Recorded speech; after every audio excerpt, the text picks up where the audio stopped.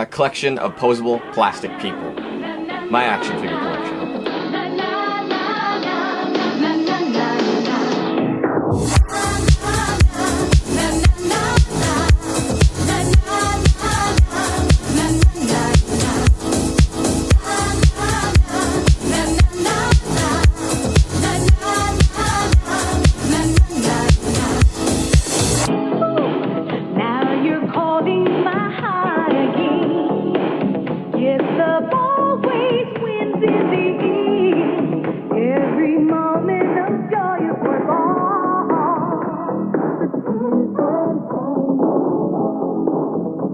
I don't really talk about it that much because it's something that like appears childish, or there's that nerdy kid where like, Eric, were you playing in the bathtub with your little doll? Action figure!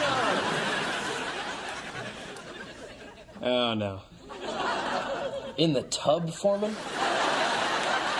certainly a pretense when it comes to collecting action figures or things like this. But I decided I wanted to share it. It's something that I'm very proud of, it's something that's important, and it holds a lot of value to me, and I wanted to start talking about why I collect things, specifically in this video action figures, why I collect these, and what they mean to me and what they represent.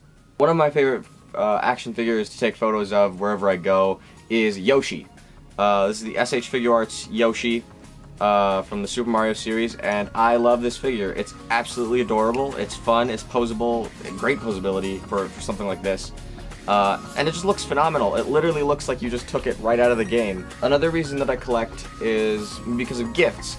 My girlfriend has given me tons of figures over our relationship, and all of them I value. I value all the action figures that are given to me by various people. But there's one specifically that stands out that was given to me by my parents. The Tamashii Nations Samurai Movie Realizations Darth Vader. This figure is chock full of detail, chock full of articulation. I have a lot of different rare things, and it's fun to collect those rare things. I have San Diego Comic-Con exclusives. I have things that are genuinely just hard to find or don't really exist, or things that are imports from other countries that usually cost an arm and a leg, but some of them are gifts, some of them I bought. The next figure on this list is just something that's just genuinely fun. There's another YouTube channel called Toy Pizza that a few years ago started making their own line of figures. I've been collecting most of the figures, except some of the later ones. I've had a ticket recently that I had to pay, and and buying the camera, I've had to skip on a couple of figures. But nonetheless, I have most of them. I have most of the earlier figures, all of the earlier, like, first couple waves of the figures. They're called Knights of the Slice. Those figures are 3 3/4 inches, and most of my collection is a 6-inch scale. And so those kind of don't fit in unless I want them to be kind of awkwardly shorter. They made an announcement that they were going to be collaborating with a Chinese company called, I think it's a Chinese company, called 1000 Toys, to start making some 6-inch figures. I had to get one. Right now I only have one, that's Brick. And my god, I've never had so much fun with an action figure. It's the most posable figure I have in my collection. It can literally hit any pose possible, and it scales with everything else. It looks great with everything else. It looks great next to Spider-Man, looks great next to any Star Wars character you put next to him. It's great. I absolutely love this figure. I'd love to get the rest of them, but right now I only have Brick. Another reason that I collect action figures is for the character. I mean, I have tons of favorite characters.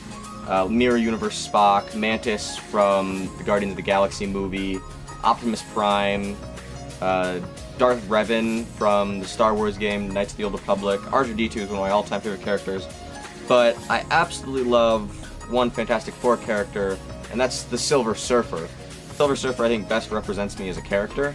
He kind of just observes and doesn't really interact if he has to, and that's kind of me. I love the Silver Surfer, and this figure, going back to the photography one, is an absolute beauty to photograph. I love this figure.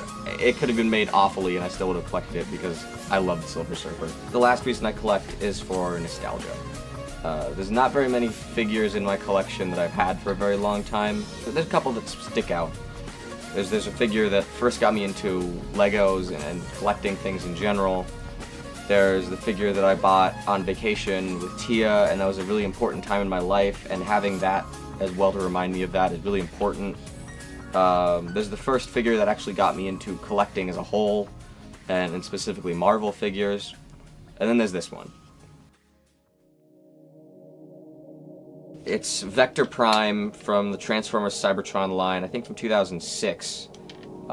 This was a Christmas gift to me, and in all honesty, besides my first video camera, this is probably my favorite Christmas present ever. I always loved the idea of time travel and of time-related things, and this character literally was like the leader of time or whatever. And this figure transcends just collecting toys. It just reminds me of a time when, you know, all I wanted for Christmas were just toys. Not an electronic, not money. I just wanted, you know, simple things. But that's it for this video.